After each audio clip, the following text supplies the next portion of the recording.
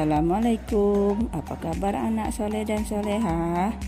Semoga hari ini semuanya dalam keadaan sehat ya.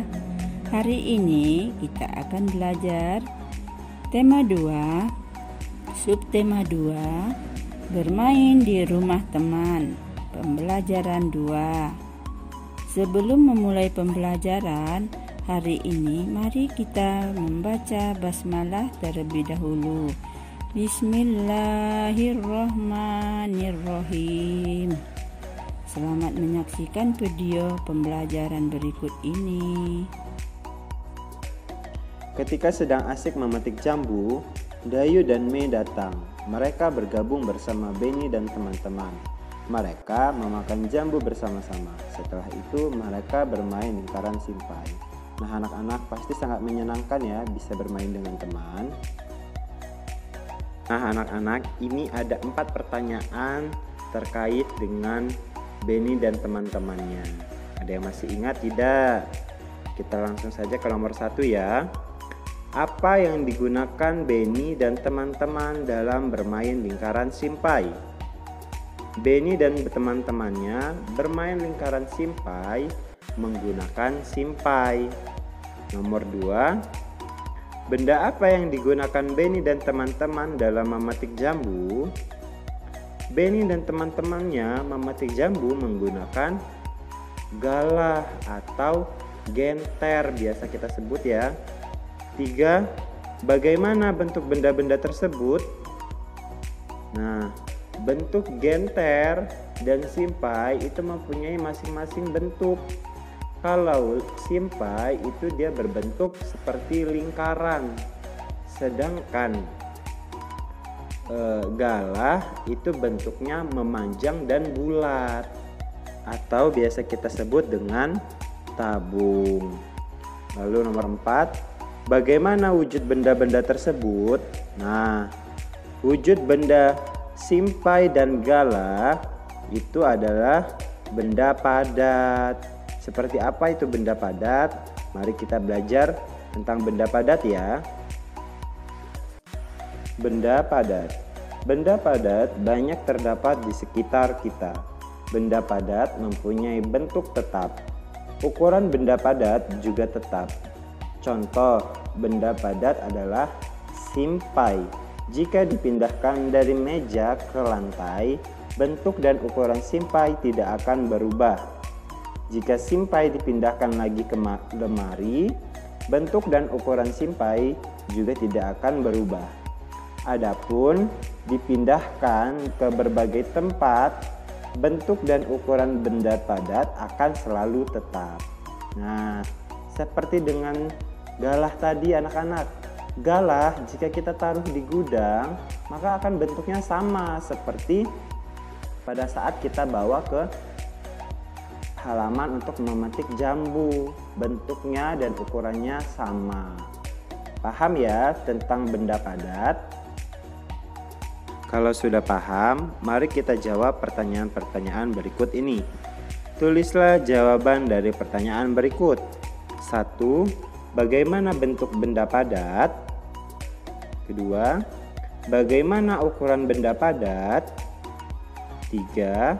Apa yang terjadi jika sebuah buku dipindahkan dari dalam tas ke dalam lemari? 4. Bagaimana bentuk buku tersebut setelah dipindahkan? Yang kelima, apa kesimpulanmu?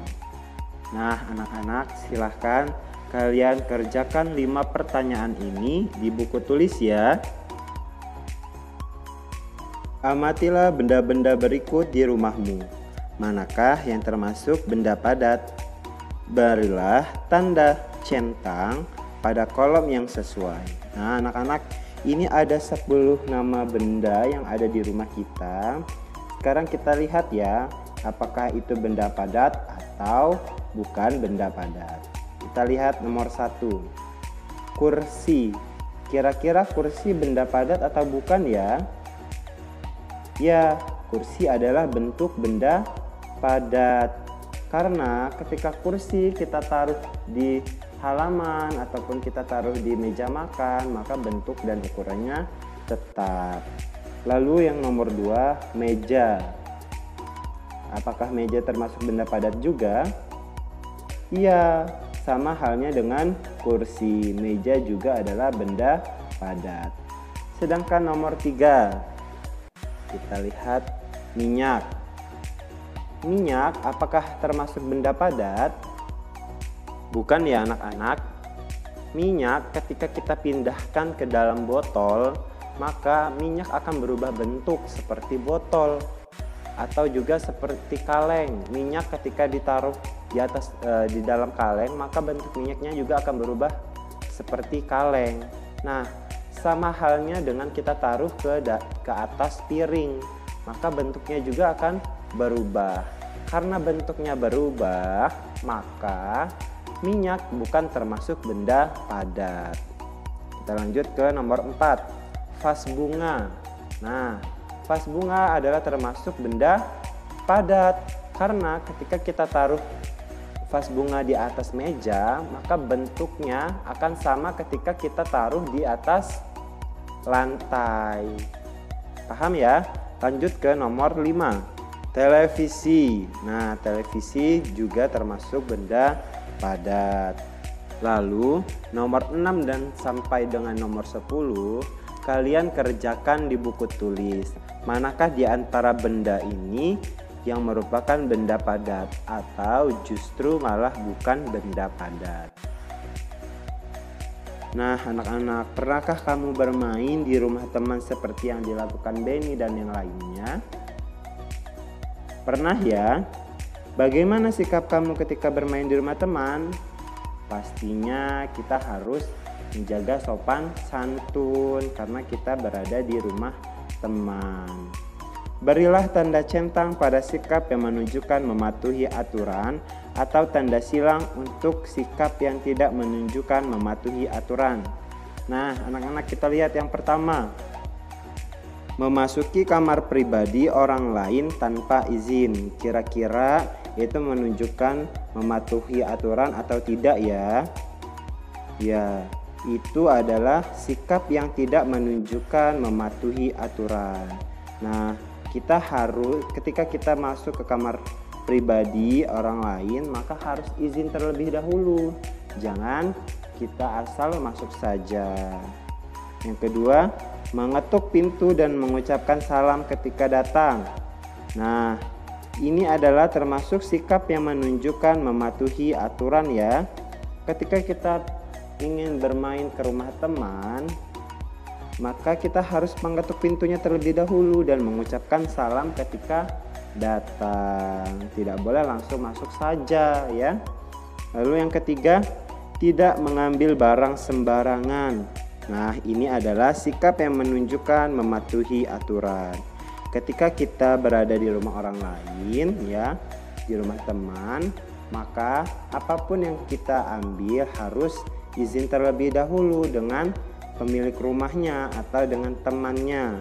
Paham ya? Lalu yang selanjutnya yaitu memakan dan meminum sesuatu tanpa izin. Nah, anak-anak, ini adalah sikap yang tidak menunjukkan mematuhi aturan ya.